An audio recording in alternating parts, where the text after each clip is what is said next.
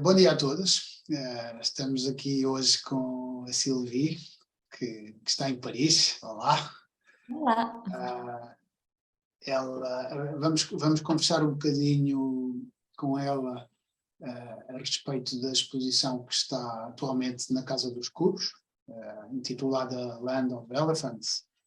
Foi uma exposição da qual, curiosamente, já conversámos sensivelmente há 1 ano e meio, suponho, por volta disso. Foi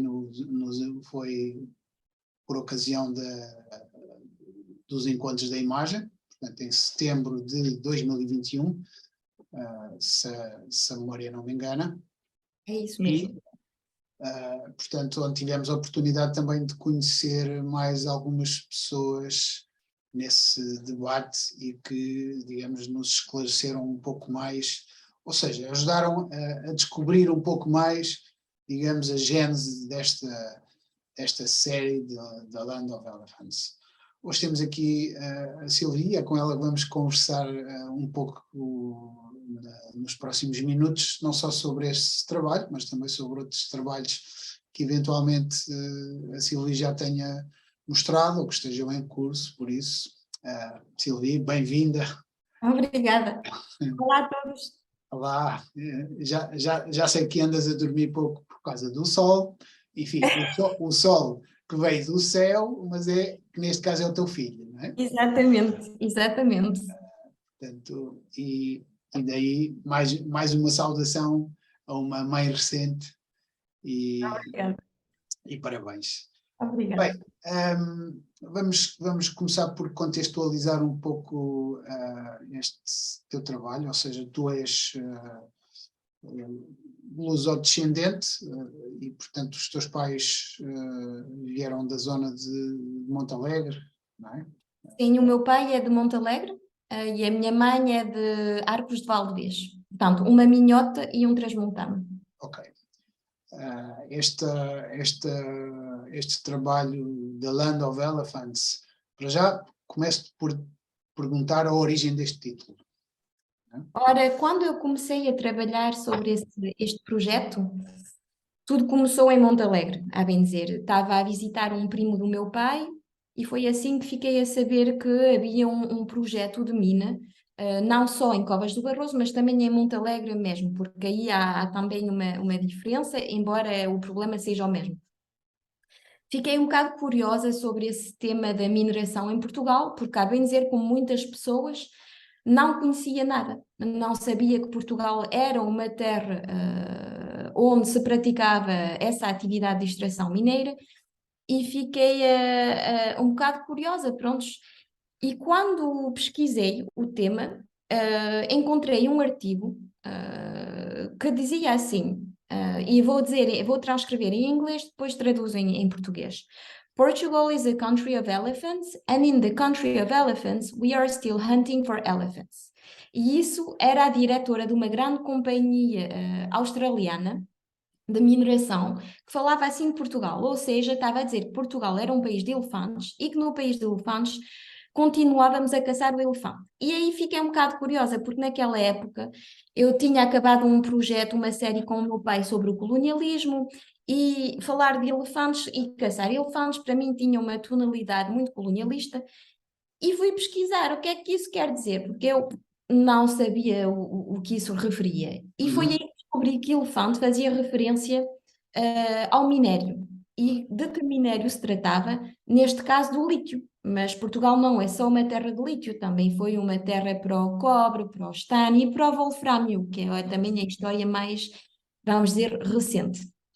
E daí decidi utilizar essa referência à terra dos elefantes em inglês, podia ter referido em português, mas queria realmente colar com esse artigo e de maneira irónica e sarcástica fazer uma referência que não, Portugal não é terra de elefantes, embora tenhamos minério, não estamos para ser caçados. Pronto, era esse o meu sentido. Fiquei um bocado assim nervosa, não é? Com aquilo tudo, porque conheço bem o norte de Portugal, é uma terra que, embora eu não nascesse em Portugal, tenho muito amor para essa terra, ou seja, o Minho ou Trás-os-Montes, e para mim, pronto, era uma reação um bocado a quente, vamos dizer. Exato, E exato. ficou. Ok. Curiosamente, nessa região onde agora estão a tentar extrair o lítio, já existe uma história, se não estou em erro, de wolframio, não é? Sim, sim, sim, sim. De- Sim, e não existe só, existe na Borralho, que fica na freguesia de Salto, mas também eram as minas do Carris, que pouca gente se lembra disso, porque precisamente era um sítio localizado na montanha, que é muito difícil de acesso. Até hoje, se nós queremos ir visitar, temos que informar uma autoridade competente para dizer que vamos tentar o trilho, porque só se acede com trilho. Uhum. Mas sim, o norte de Portugal já tem uma história passada com o wolframio. E também temos a mina da Panasqueira, que ainda é uma mina ativa hoje, que não é só para wolframio, ou até nem seria para wolframio, mas é para diferentes materiais. Mas Uhum. ainda temos, ainda temos. Uhum. Diz-me uma coisa, portanto, há quantos anos é que se desenvolve esta, vá lá, batalha? Não será bem o nome, embora tenha aspectos de batalha também, mas entre a população daquela zona e as empresas que querem fazer a exploração. Eu vim a conhecer isso em 2019, mas penso que seria mais 2017, 2018 que as pessoas começaram a pensar que havia um problema com esses projetos. Embora, por exemplo, a mina do Barroso já existisse, já há documentos que mostram que existisse, mas não era para o lítio. Mas penso que essa resistência ao projeto como ele existe hoje seria 2018, 2019, pelo menos em Covas do Barroso e para a mina do Romano também em Montalegre. O que é que as populações, vá lá, argumentam, entre aspas? Ora, o que elas argumentam é de vários, encontra-se a vários níveis. Primeiramente, é uma problemática de ambiente saudável, porque essas pessoas são pessoas que vivem lá já há séculos, podemos dizer. Uma pessoa vai consigo ao cemitério e está lá toda a família, não é? Portanto, não é. É realmente as pessoas fazem parte do território e o território faz parte das pessoas. Ok, Portanto, são pessoas que vivem da terra, com a terra, que a conhecem muito bem, sabem o que quer dizer mexer com um palmo de terra. As pessoas sabem que se uma mina vier a ser feita ali, aquele ambiente desaparece. E é importante também sublinhar que é uma zona protegida ou conhecida como Património Mundial Agrícola. ok. Portanto, não se trata de qualquer zona. Há ali um aspecto comunitário em torno da água, não é?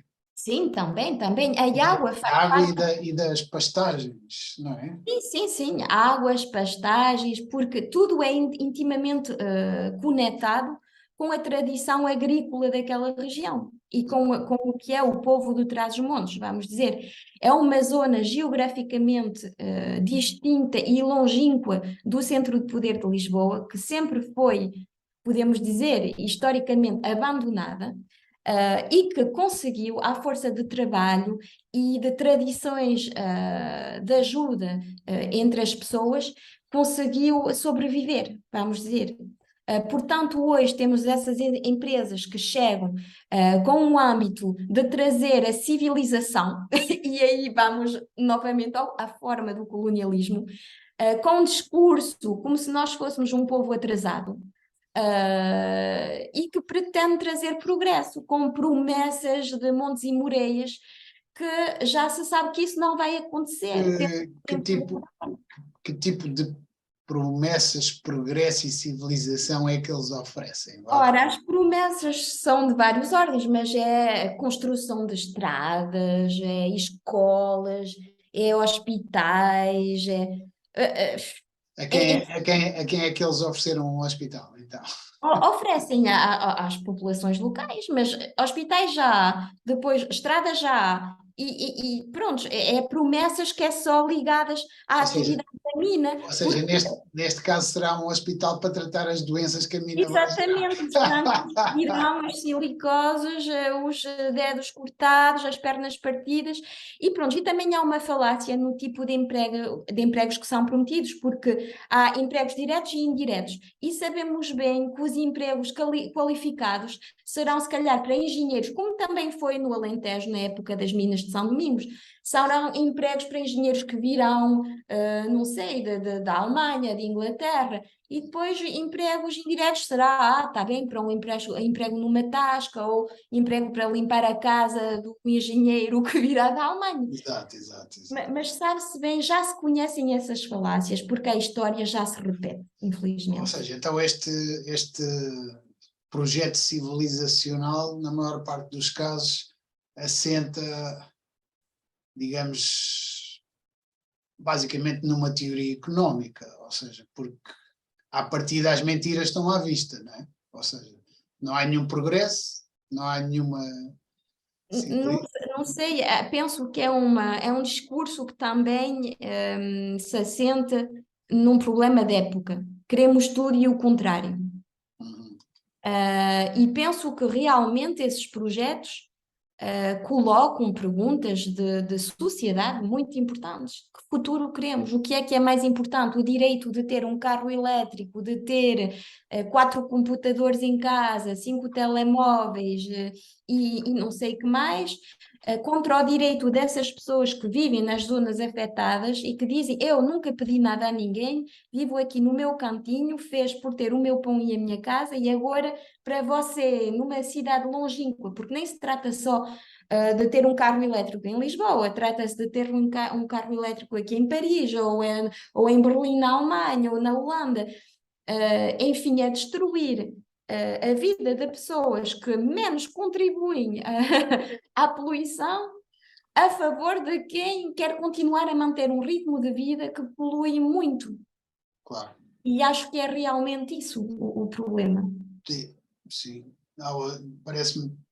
Parece-me existir outra questão que é, muitas vezes as pessoas, quer dizer, obviamente num sistema destes que é altamente complexo e diversificado, como é o sistema moderno, há de haver sempre externalidades, mas nestas coisas, sobretudo da poluição e dos problemas ambientais, quase toda a gente diz: ok, no meu quintal não. Se fossem fazer isto à porta de Lisboa, haveria uma manifestação de X mil pessoas, como é lá em Trás-os-Montes, não sei para onde, as coisas...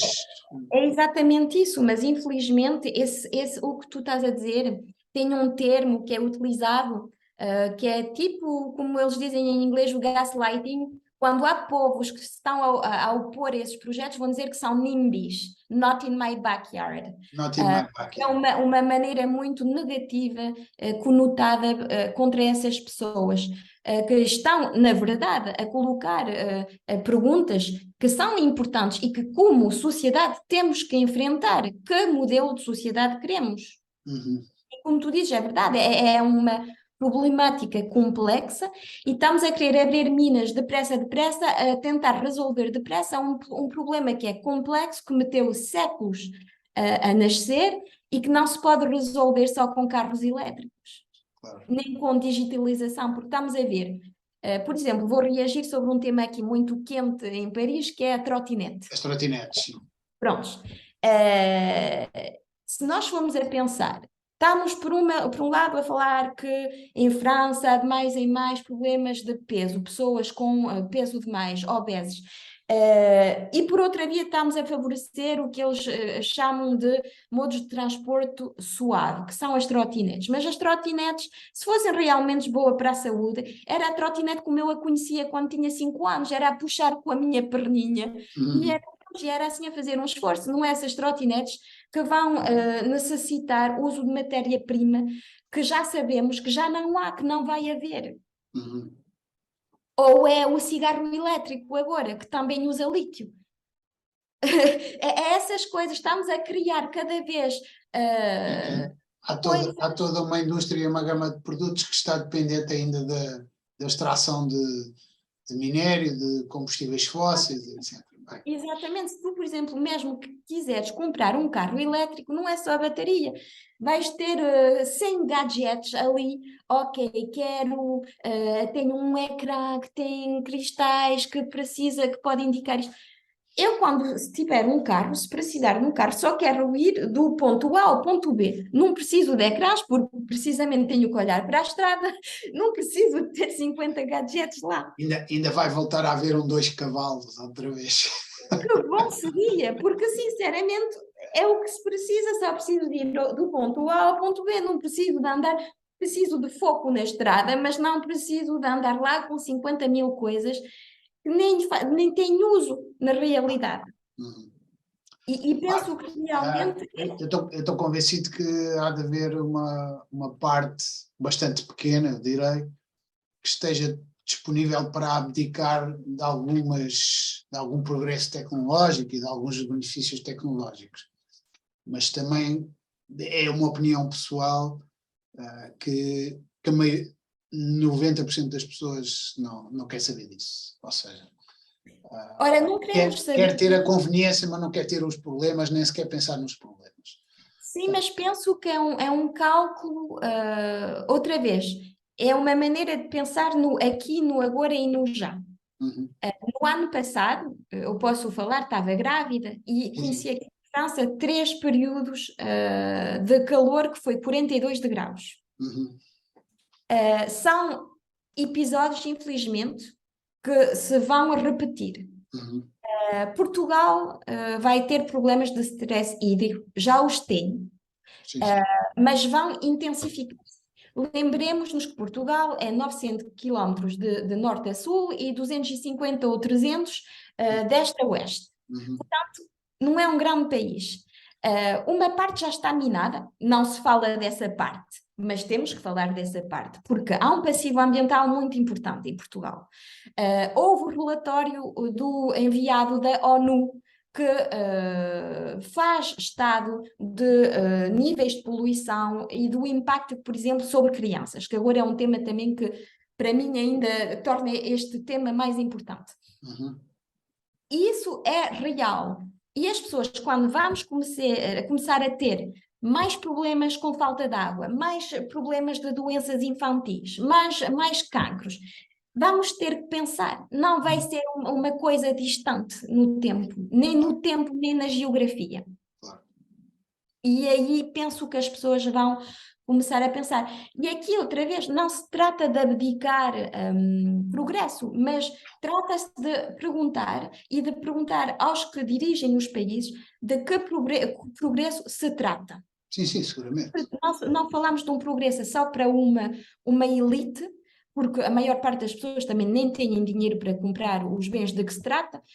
1000 euros para um telefone, para um telemóvel, ou não sei, 20 mil ou 30 mil euros para um carro, eu pessoalmente não os tenho. Os carros elétricos custam bastante mais até. Exatamente. Portanto, são problemáticas que pensamos serem distantes, mas que são no agora também e que vão ficar a ser mais presentes com os problemas que temos. Claro. Eu vou aproveitar já agora para vermos, não é? Sim. Para vermos o teu trabalho. Vou partilhar aqui o ecrã.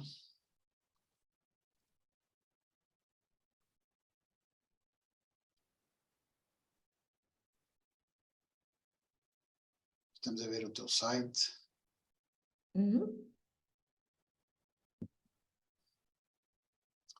Há logo aqui, enfim, há algumas notas curiosas, sobretudo para quem nos vai ver, suponho, que é, digamos, uma forma como tu criaste alguns destes retratos, de baixo para cima, em que o sol ilumina por trás, mas depois o rosto está na escuridão.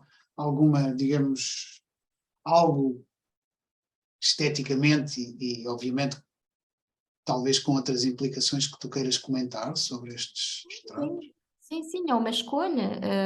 Penso que um fotógrafo, quando trata um tema, tem sempre uma abordagem para transmitir alguma coisa, e tenho que dizer que este projeto não é jornalístico, é uma viagem contemplativa e refletiva sobre a terra do meu pai, de certa forma. Sim. Para mim, fotografar assim era uma inspiração do Dziga Vertov e os construtivistas russos, ou seja, era meter as pessoas sobre o primeiro plano, dar e devolver novamente a primeira praça ao ser humano, colocar a questão humana no centro. Brincar com o sol, ou seja, neste caso o sol de trás e com esses contrastes muito fortes, era uma maneira de refletir sobre as promessas que brilham, mas que o futuro fica a ser negro. E era uma maneira também de questionar o futuro e o medo e o receio e o que não se conhece, o que não se sabe. Pensar também que a idade de ouro fica para trás e que o que está a vir com essas minas não será assim tão brilhante. E era a ideia de comunicar para mim o que eu senti ao fotografar era isso, e ao refletir sobre este tema era essa a reflexão. Essa parece-me ser uma parte interessante digamos, da poética da imagem, da fotografia. É que através da forma como as imagens são apresentadas, elas possam comunicar um mood, porque obviamente uma imagem vem sempre de uma forma qualquer, não é? Ou seja, o preto e branco é uma forma, o sol num determinado lugar que oculta um rosto é uma forma, quer dizer, que ajuda a criar essa imagem, e muitas vezes, se essa forma se repete, isso dá indicações a quem está a ver de que há uma intencionalidade, digamos, no uso dessa forma. Ou seja, obviamente as interpretações depois poderão ser muito diversas, não é? Portanto, cada pessoa olhará para isto dentro do seu quadro de referências, de cultura, de valores, etc. Mas aqui é interessante que possamos entender isso da maneira a partir da qual tu criaste, obviamente, não é? É claro que há uma intenção na maneira de fotografar e também os retratos. Há uma intenção de dar visibilidade a pessoas que são invisíveis, também poderia ser uma análise dos retratos, ou seja, as pessoas são fotografadas, elas são visíveis, mas com o sol e com esse contraste tornam outra vez a ser invisibilizadas num futuro mais perto e etc. Há várias maneiras que se podem compreender. Sim.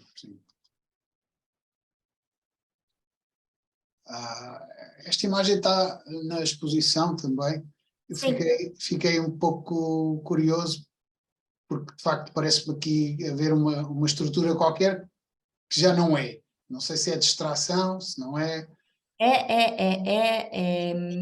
É uma máquina que se pode encontrar quando se vai assim a visitar as minas, as antigas minas da Borralha, no Salto.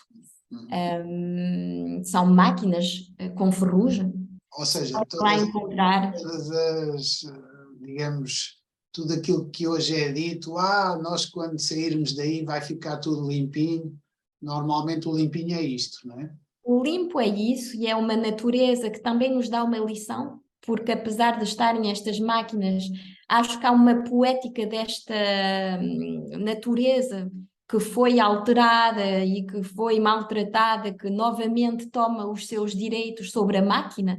Também acho que há uma tensão e uma reflexão interessante quando uma pessoa vai visitar esses lugares, esses sítios, de ver como há plantas, há ervas, há coisas muito estranhas, com cores muito estranhas, mas também é uma maneira de dizer: as empresas vão embora e lá fica a máquina, lá fica o progresso. Para mim isso é uma reflexão também sobre o que é o progresso, porque não há dúvida que isso faça parte de instalações que foram no top progresso quando a Borralha estava no seu grande período, mas hoje é isso que lá fica. E também é uma maneira de chamar a atenção aos governos e aos governantes que nos dizem que Portugal está no topo do respeito da, da lei ambiental e isso e não sei o que mais. Mas não é verdade. Se nós formos a considerar os sítios onde houve extração em Portugal e que formos a ver, nada foi limpado.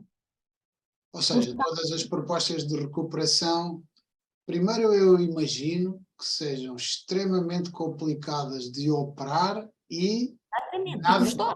e nada lucrativas, não é? Ou seja, Exatamente.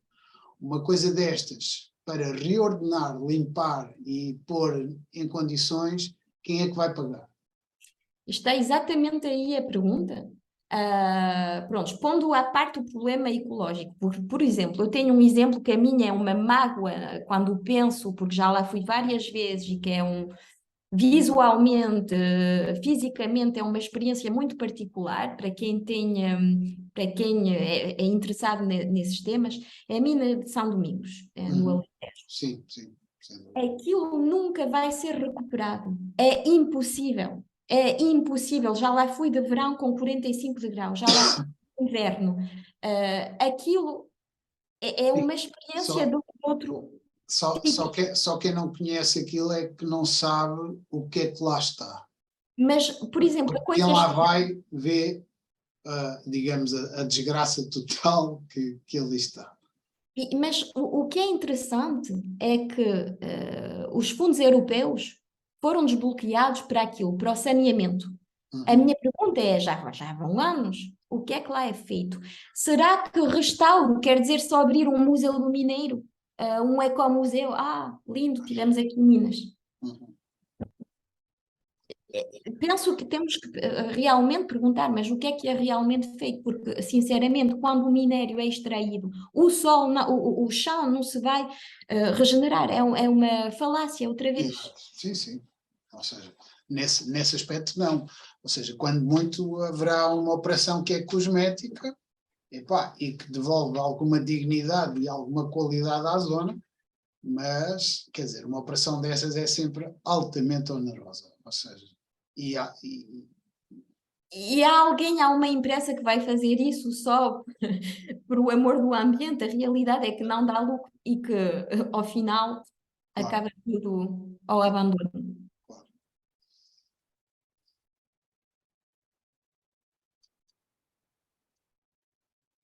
Que esta imagem, eu creio que ela estava na exposição e eu até fiquei com dificuldade em perceber a escala dela, se era muito grande ou se era muito pequena.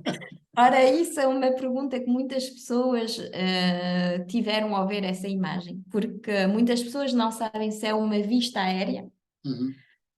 As pessoas não compreendem Até porque há uma imagem que é uma vista aérea enorme, não é? exatamente, e as pessoas têm dificuldades em compreender, mas também é parte da maneira de como eu trabalhei esse tópico, Claro, ou seja, olhar para cima, olhar para baixo, olhar para cima, olhar para baixo. claro. E isto é um foco sobre o chão, sobre a seta do chão. E isto é o chão na borralha. É assim que fica o chão, sem água, sem erva, sem nada. Ok. Uma vez que o minério é extraído. O solo fica totalmente na erosão total, não é? Ou seja, Exatamente. E acabou. à semelhança de um deserto, cuja erosão é total e não há nada que consiga ali nascer.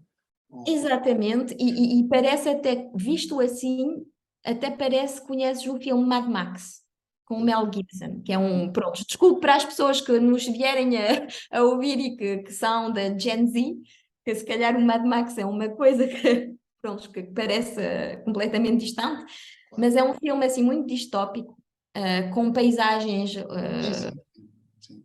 completamente distópicas. E é assim que o chão se encontra. Claro.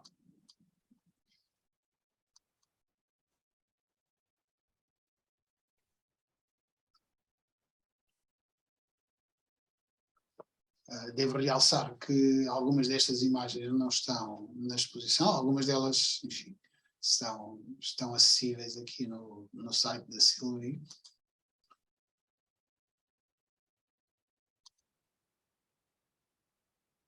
Esta sim, esta está na Sim, exposição. Esta percebe-se bem a escala. exatamente.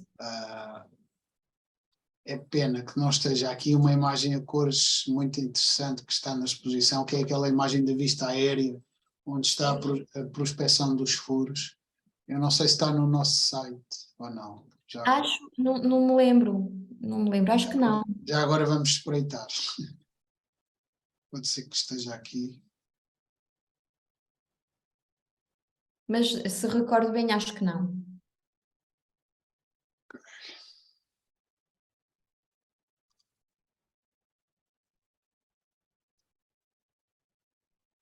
Esta imagem é muito bonita. A Ana. Não, é realmente para mim um tema que vem das tripas. Prontos, para ser clara e falar em bom português. É uma coisa que é muito próxima, familiar, quase, e que mexe imenso contigo, não é? Sim, e não é só familiar, é que há um entendimento do sofrimento das pessoas e do que elas querem dizer. As minhas famílias eram famílias pobres do Norte. Uhum. A maior parte teve que emigrar durante a ditadura. As famílias portuguesas do Norte, do Sul e do Centro eram quase todas pobres. Emigraram, foram para terras distantes. Lembro-me dos tempos de que elas falavam e sei que a vida naquelas zonas foi muito difícil, também com o clima. Realmente, há um clima muito particular. E pronto, há uma forma de empatia para a linguagem, para o discurso dessas pessoas que me mexe, que me move. Sabes que há um ditado português que é muito bonito, que se chama avô nobre, filho rico e neto pobre. E esse ditado, hoje em dia, para mim, tem uma... Ou seja, obviamente em famílias que tinham algum dinheiro, significava que na primeira geração havia uma certa acumulação de riqueza, da qual na segunda geração essa riqueza se beneficiava e a terceira geração derretia tudo, não é? Avô nobre, filho rico, neto pobre. Mas aquilo que eu acho, em termos culturais, o nosso país está neste momento no lugar do filho pobre, mas foi ao contrário, ou seja, os nossos avós eram pessoas de facto com a nobreza do trabalho da terra e com a honra e com a ética. Os filhos, digamos que foram os nossos pais, conseguiram através desse mecanismo da imigração, do trabalho árduo, acumular alguma coisa, não é? E portanto nós agora que somos a terceira geração em Portugal, estamos a assistir a uma geração que não tem memória, que não tem valores, não tem ética, ou seja, não, já está a esquecer as gerações que estão para trás, não é? Portanto, a geração dos pais, por onde é que os pais passaram, e a geração por onde é que os avós passaram. E então estamos a assistir a discursos extremamente xenófobos, extremamente racistas, do salve-se quem puder, do fazer dinheiro a qualquer custo, do isto, daquilo e do outro, de pessoas que nunca passaram dificuldade nenhuma. E, portanto, a partir do momento em que não passaram nem sequer essas memórias têm eco, nem da ditadura, nem das más condições, do que quer que seja. A partir daí tenta-se construir um discurso que é novo, porque existe esta ideia de que, ok, temos que ser assim, temos que ser assado, frito e cozido, mas não se constrói nada enterrando o passado. É impossível.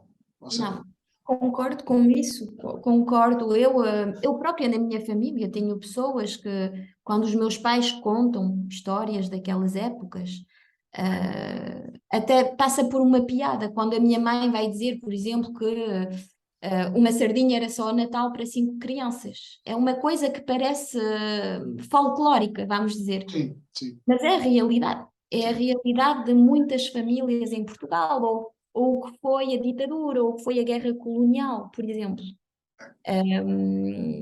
Sobre, Isso é um tema tabu, por e, exemplo. sobre, e sobre guerra colonial, aproveito para passar a um outro trabalho teu, tu tens no teu site, se não te importares.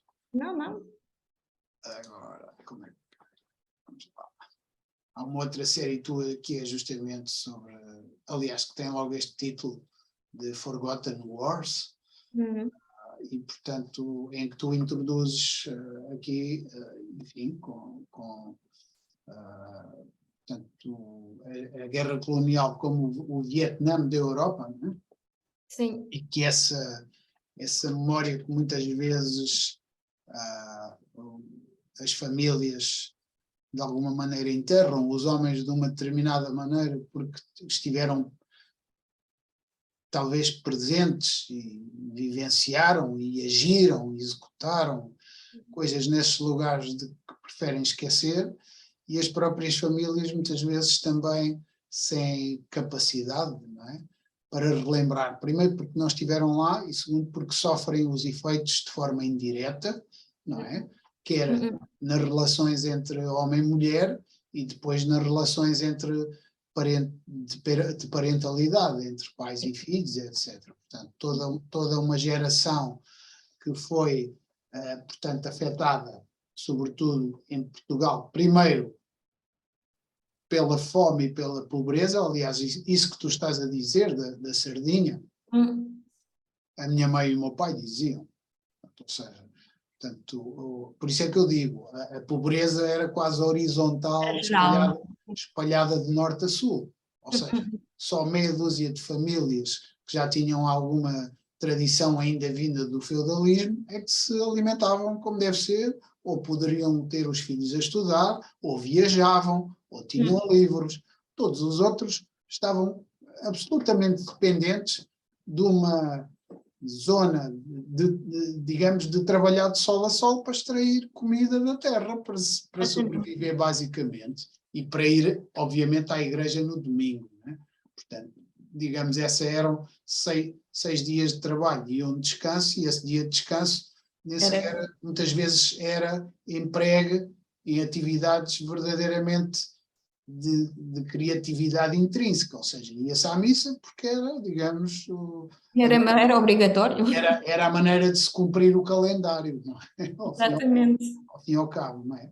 Aqui, além disso, fomos assolados por esta segunda vaga, que tu aqui penso que também investigaste. Conta-nos um pouco sobre esta série, como é que chegaste a ela, etc., o que é que fotografaste. Ora, não me importo, com muito gosto. É uma série que fez com o meu pai. Este corpo que está na escuridão é o corpo do meu pai. É um trabalho que comecei porque uma noite estava em Portugal, na casa dos meus pais, e ouvi o meu pai, durante o sono dele, a gritar. E nunca eu tinha reparado esse fenómeno, ou por hábito, ou não sei. Mas naquele dia fiquei a pensar, mas porquê é que o meu pai grita à noite? E fui falando com a minha mãe, que me contou que desde que conheceu o meu pai e que casou com ele, o meu pai sempre foi assim. À noite tem pesadelos e grita.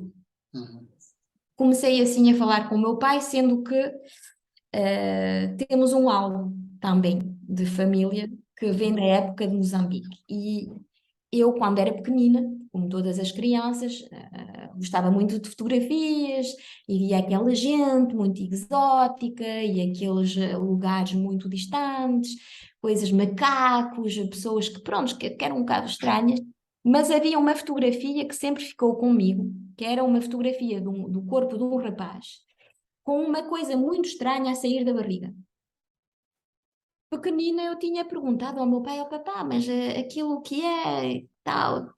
E o meu pai estava sempre muito, pronto, tinha receio em explicar, mas contou-me uma história que para mim parecia muito estranha. Disse-me, ó filha, aquele rapaz foi um crocodilo que o comeu, e sabes, os crocodilos deixam sempre uma parte. E ficou essa história, mas essa história é a mitologia da minha família. É para dizer, sinceramente, o meu irmão, que é muito mais velho do que eu, ainda me fala dessa história de crocodilo. Portanto, é para dizer, já é pai de filhos crescidos, e o crocodilo é uma coisa com os meus sobrinhos, é uma coisa comigo, com a minha mãe, com toda a família. E aí fiquei curiosa por essa história de Moçambique e da guerra colonial, e também do trauma, que foi o trauma de muitos rapazes, porque fala-se muito sobre os soldados. É claro que há soldados que foram com vontade e com amor à pátria. E há pessoas quer a carne para o canhão, que foi o caso do meu pai, que era analfabeto, que ao chegar aos 20 anos teve que ir declarar-se ao posto de polícia, que foi preparar-se para ir para um país que nem era capaz de situar sobre um mapa e que mandaram para a guerra. E a história do meu pai foi que ele esteve baseado em Tete, no norte de Moçambique. Pronto, Tete não era Cabo Delgado, mas também não era uma zona muito calma, era uma zona de guerrilha. Uhum.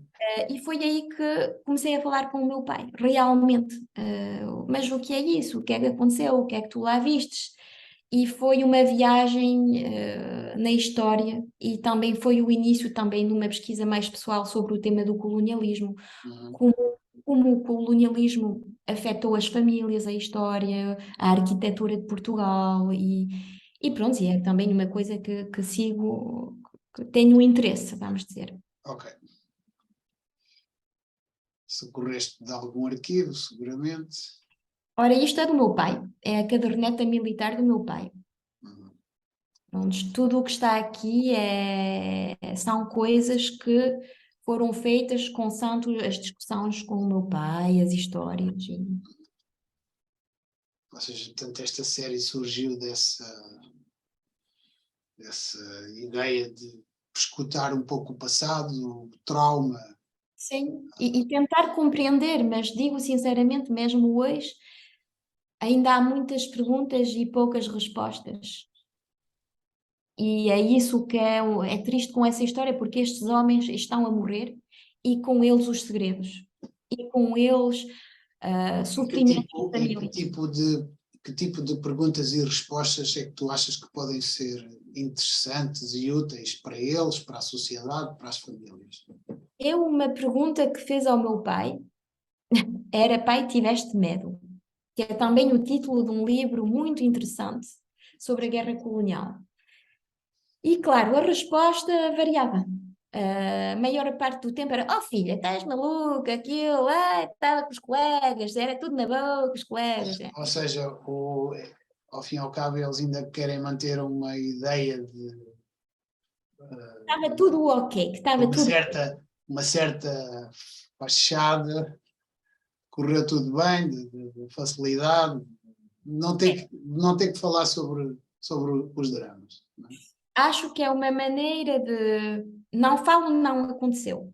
Não falo, não vi. Não falo, não lembro. E Enterrar, enterrar. enterro. E também porque acho que há um diálogo muito binário em Portugal neste momento, sobre a guerra colonial.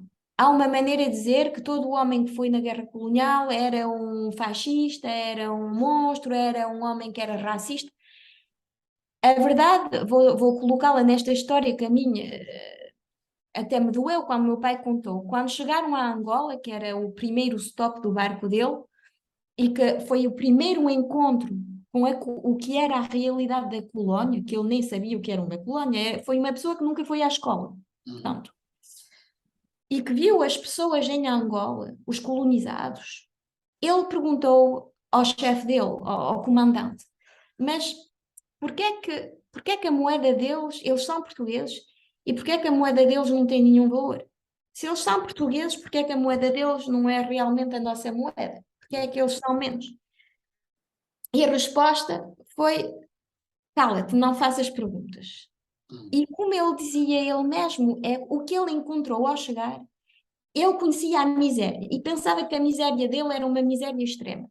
Mas o que ele encontrou ainda era mais extremo do que a miséria extrema portuguesa. Uhum. E aí um disparate, porque ele dizia-me: eu não compreendo, porque o que nós encontramos eram pessoas extremamente pobres, pior do que nós. Se eles eram portugueses, porque é que ainda eram piores na miséria do que nós? E foi assim o confronto com a realidade. E há histórias que ele conta, quando ele está bem disposto para contar, porque cada vez. E é isso com o trauma, quando se trabalha com um trauma, quando ele está disposto a contar, a que preço? É outra vez noites a sonhar, e é outra vez meses de silêncio, Uhum. meses a roer aquele bicho por dentro. Portanto, acho que é um tema, e esta é a fotografia, a tal fotografia que não quis por respeito pelo corpo que lá está, que não quis mostrar como tal. Mas é essa fotografia que a mim sempre me deixou muitas Então, perguntas. esta foto foi propositadamente amarrotada, é isso? Ora, fui eu que a meti assim, fez uma fotografia da fotografia Uhum. e pôs-a assim porque é uma maneira de questionar o passado, de questionar as narrativas, e também era uma estratégia para não ver o rosto nem o corpo da vítima. Ok. E o que há de interessante nestas fotografias, nesses álbuns, é que cada vez que um soldado estava numa cena, se ele estivesse com a cara dele ou que só fosse uma mão, ou um pé, ou um relógio, tinha direito de ter uma fotografia. E Uhum. aqui penso que será uma mão do meu pai a ajudar a levantar o corpo. Uhum. Ok. Portanto, acho que uma pergunta que seria é: tiveste medo? E tentar vir com empatia sobre esse tema. Com empatia, porque nem todos foram para lá com o amor da pátria, nem com o amor do Salazar. Não foi bem assim. Além do assunto da experiência traumática e do stress pós-traumático e das memórias ser extremamente complicado, mesmo para pessoas que não tenham estado em cenário de guerra, porque o trauma, de certa maneira, desenvolve-se em todas as pessoas, enfim, uns a partir de umas experiências e outros a partir de outras, mais violência, menos violência. Curiosamente, as experiências de guerra demonstram que a disposição prolongada, mesmo quando já se é minimamente adulto, não é? Ou seja, quando se vai, ou seja, enquanto, digamos,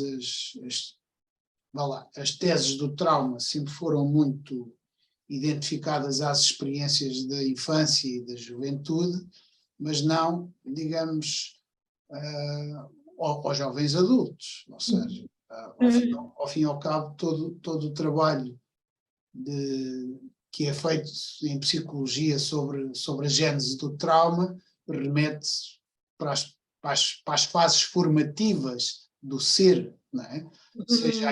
Seja ainda dentro do útero da mãe, seja depois nos primeiros anos de vida, até chegar a um determinado, digamos, momento em que esse período formativo se vai, entre aspas, alterando. Ou seja, não é que o período formativo não dura a vida toda, mas em termos, digamos, de integração do trauma, entre aspas. O que acontece é que estas pessoas que foram muito jovens participar em atos de grande violência e com cenas provavelmente nada dignas. Horríveis, horríveis. Porque, e não nos podemos esquecer, que não se limitava a combate, Não. ou seja, estas cenas tinham a ver com outros territórios que eram extremamente obscuros, de pilhagem, de violação, de, digamos, violação de direitos, inclusivamente da pessoa humana, não só violação sexual, que deve ter sido, Não. digamos, Tortura. extremamente disseminada nestes cenários, não é? Onde toda a gente que tem uma arma na mão, a partir de um determinado momento em que alguém perde a cabeça, todos perdem a cabeça, toda a gente faz igual e a partir daí geram-se, digamos, consequências externas e internas, porque não há hipótese, quer dizer, ou seja, parecia... É uma temática muito complexa, porque quando eu trabalhei sobre este tema também fui encontrar outros soldados. Fui a encontros de antigos combatentes, também fui encontrar pessoas que fugiram à guerra, desertores, e encontrei uma pessoa que até faleceu no ano passado, uma pessoa muito interessante, que tinha um diploma da Academia Militar de Lisboa, mas que decidiu escapar-se, que não queria combater, mas ele sempre lutou para os direitos dos soldados, dos que foram. E assim ele teve conhecimento de histórias horríveis, horríveis. O que ele me contou era simplesmente, já que eu não podia conhecer essas histórias através do meu pai, Uhum. pelo menos consegui fazer uma ideia, vamos dizer, indiretamente, através dessa pessoa e dos encontros, mas acho que estamos longe de compreender o que se lá passou. Sim. E com a memória destes homens, essa memória também vai desaparecer e vai abrir a cena a discursos binários, acho. Porque o que lá aconteceu era violento pelas duas partes. Claro, claro, claro, sim, sim, sem dúvida, sem dúvida. A partir do momento em que há uma agressão, o primeiro instinto é sempre o de contra-agredir, ou seja, se é agredido fisicamente, digamos, Hum. é o instinto animal a partir daí que sobrevive, quer dizer, ou seja, Ah, não, não importa quem é que começou, ou seja, exatamente. E depois acho que há problemáticas que são problemáticas também que são ligadas a isso, mas que é o uso de álcool para aguentar. sim, sim, sim, Muitos sim, soldados voltaram alcoólicos. sim, sim, Há muitos temas. Eu sei que também tentei encontrar soldados aqui em França e muitos eram um tabu.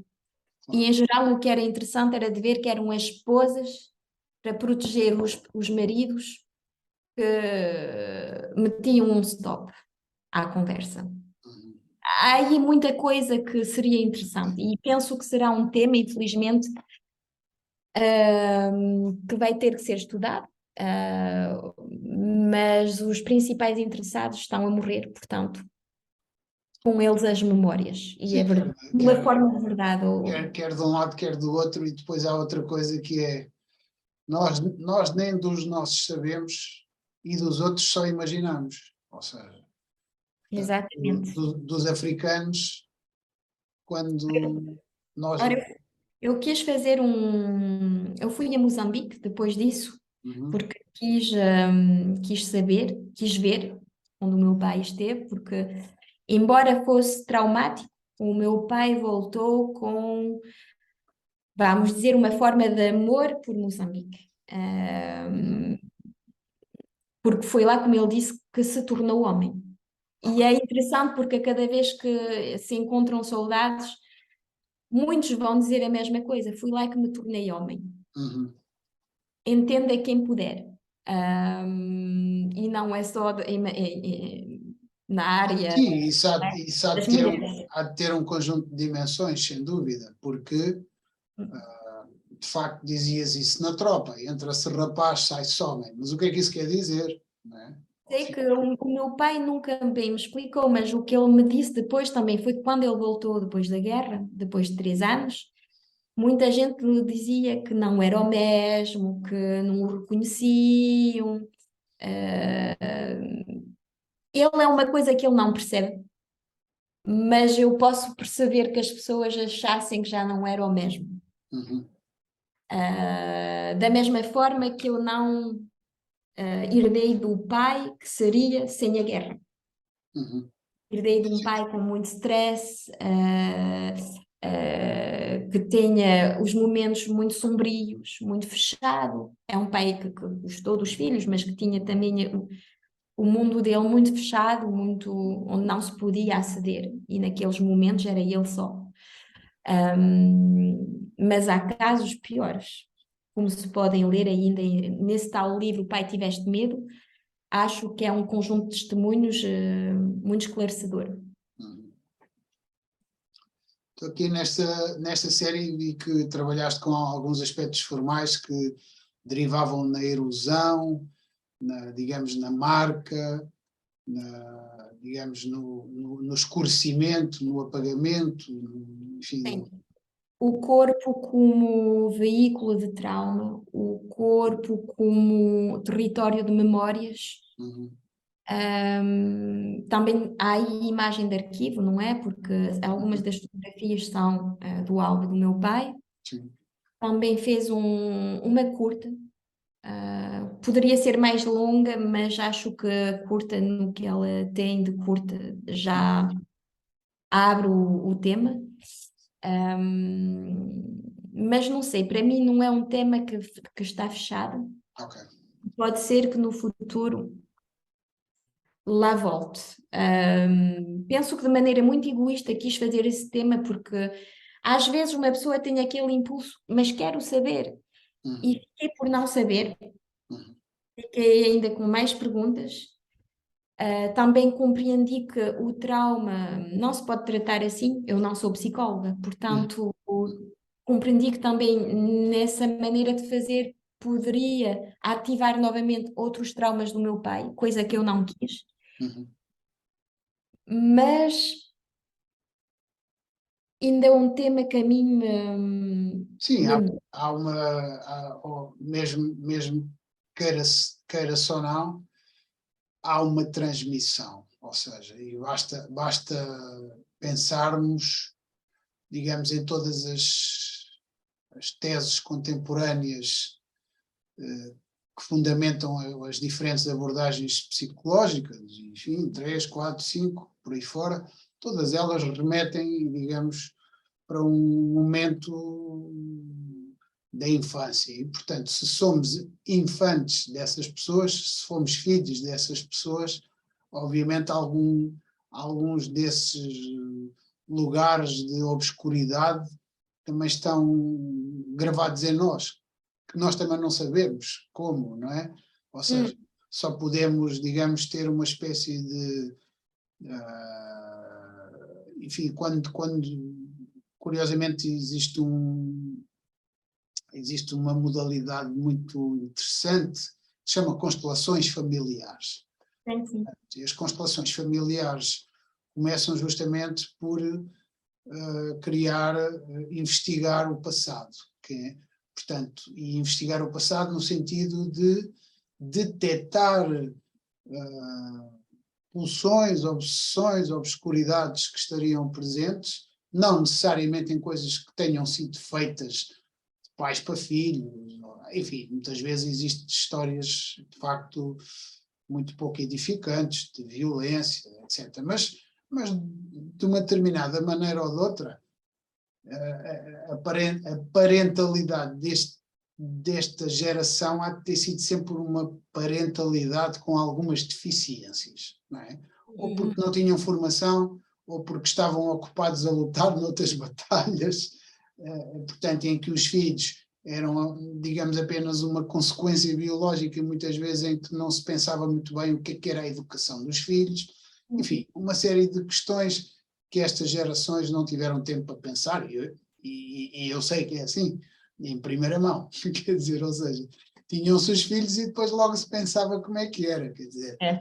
a minha avó e o meu avô tiveram 4 filhos, o meu avô foi-se embora para a França durante 20 anos e não teve cá para assistir ao crescimento dos filhos, portanto, ou seja, porquê?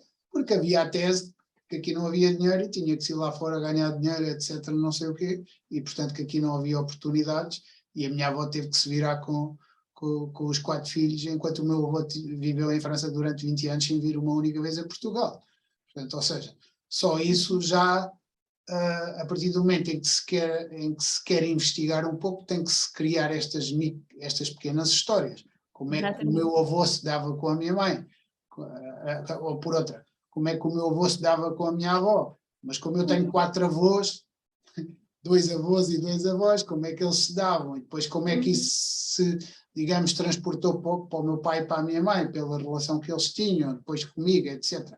Portanto, estas cadeias de eventos e de acontecimentos gravam-se dentro das pessoas de uma determinada forma, que depois não é fácil ir assistir à gravação e reescrevê-la, não é? Ou seja, Sim, porque vem sempre alterada, também são interpretações. exatamente, Há a verdade e há as várias maneiras de uma pessoa contar ou pensar a sua narrativa. Portanto, claro, claro.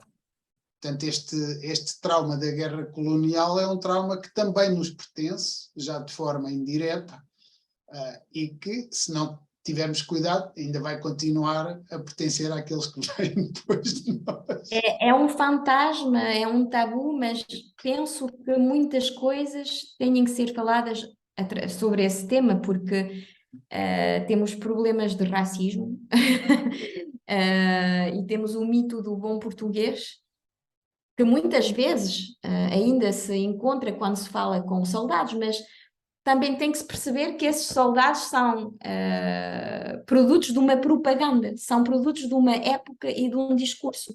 Sim. E, portanto, temos que ter cuidado com a simplificação e de reduzir estes soldados a um português racista básico que foi porque gostava de Salazar.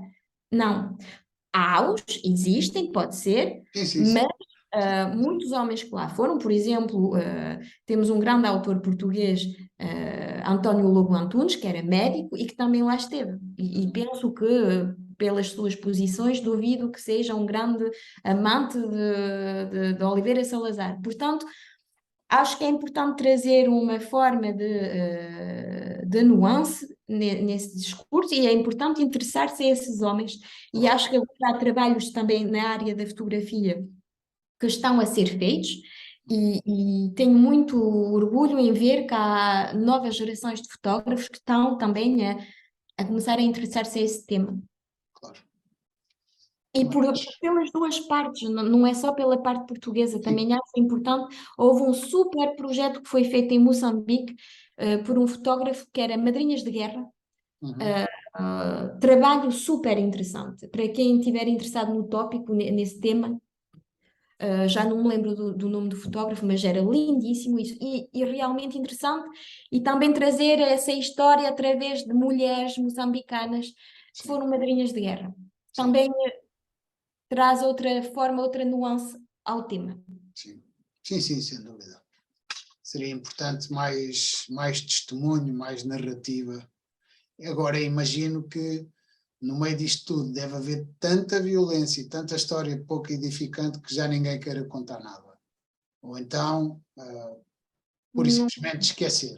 Ou seja, Sim, mas essa história ainda existe nas famílias. Eu tenho uma amiga moçambicana que me contava, o avô dela, que é moçambicano, combateu com os portugueses, por exemplo. E hoje, depois da guerra civil que aconteceu em Moçambique, depois dos portugueses irem embora, e ele diz: nunca vi tanto sangue que quando houve a guerra civil. Durante a época colonial, pronto, embora eles vivessem em Maputo, em Lourenço Marques, antigamente, como se dizia, na época colonial, mas agora é Maputo, eles vivem na capital, portanto, como ela diz, será por isso que não havia tanto combate, tanto sangue, mas depois, durante a guerra civil, houve muito sangue. E aí coloca novas perguntas, não é? E eu, quando esteve lá em Moçambique, também falei com pessoas e tinha muitas perguntas. Penso que a situação local ainda é muito complexa e por isso também ainda não se fala muito. E também o tempo histórico não é o nosso tempo. Claro. O que parece ser muito tempo é pouco tempo, em realidade. Muito bem, Silvia, olha, foi um prazer estar aqui à conversa contigo. Igualmente podia conversar contigo. Podia. É de tempo que Sem dúvida. acho Muitas vezes estas coisas, sim. justamente, podíamos estar a estar toda a conversar. E acho também que a fotografia, é importante dizê-lo, a fotografia é uma atividade que é muito importante para refletir, não é só brincar com uma máquina. Claro. E acho que é importante refletir sobre o médio próprio da fotografia, como ele também nasceu numa época de imperialismo, ao que serviu a fotografia, como ela pode servir, em que contexto é utilizada, quais são as escolhas. Uma fotografia nunca é neutra, há sempre uma escolha. Claro. Portanto, há sempre um ponto de vista de quem está a contar a história, sem dúvida. exatamente, e por isso acho bom. Embora a fotografia depois nem seja muito boa a traduzir esse ponto de vista, na verdade. Exatamente, exatamente, mas há que se lhe diga e há muita coisa para refletir, é um campo de investigação sem fim. Claro, sem dúvida. Gostavas de acrescentar mais alguma coisa à nossa conversa? Não, agora o Land of Elephants vai seguir o seu rumo, vai haver novos capítulos. Para já estou-me a ocupar de um piolho de 8 meses, que consome todo o meu tempo, mas Ok, pronto, em breve estarei novamente por Portugal com a minha máquina a ótimo. refletir sobre a história. Ótimo, ótimo, ótimo. Já existe um bom conhecimento sobre o teu trabalho cá. Já estiveste em 2 festivais, estás agora em Tomar. Sei que estiveste também na Alemanha com este trabalho. Houve artigos no público, houve um artigo, pelo menos um grande artigo no público sobre o teu trabalho. Sim, São coisas importantes. Aliás, esse artigo eu vou acrescentar à tua série Land of Elephants no site. sim, sim. E, portanto, de maneira que as pessoas também possam continuar a ter momentos de reflexão e perceber justamente isso que estás a dizer, ou seja, que em torno da fotografia existem várias possibilidades, não é? A possibilidade artística, a possibilidade histórica, documental, de reflexão, Social. de uma série de coisas, portanto, Hum, e manter essa chama acesa. Ok. exatamente. Está bem, Silvia, olha, muito obrigado Obrigada a por ti. este pedaço de tempo bem passado. Obrigada, João. Obrigada e um abraço a todos. Ok, vou parar aqui a nossa partilha. Ótimo. Com licença.